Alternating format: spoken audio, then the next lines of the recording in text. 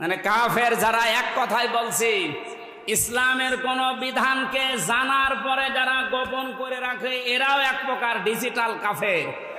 আর এই বাংলাদেশে এটা সবচাইতে বেশি। এই কথা বলছে না কেন? 2 নম্বরে মুশরিক, এটা কঠিন শব্দ। কোরআনে কারীম জানিয়েছে, ওয়াল্লাযী আরসালা রাসূলাহু বিল হুদা ওয়া দীনিল হক লিইয়ুযহিরাহু আলাদ-দীনি কুল্লিহি ওয়ালাউ কারিহাল মুশরিকুন। তিনি সে আল্লাহ যিনি তার রাসূলকে দ্বীনে হক দিয়ে, সত্যের বিধান দিয়ে দুনিয়ায় পাঠিয়েছেন।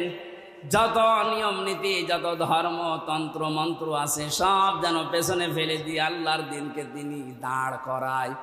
এসাহার মানে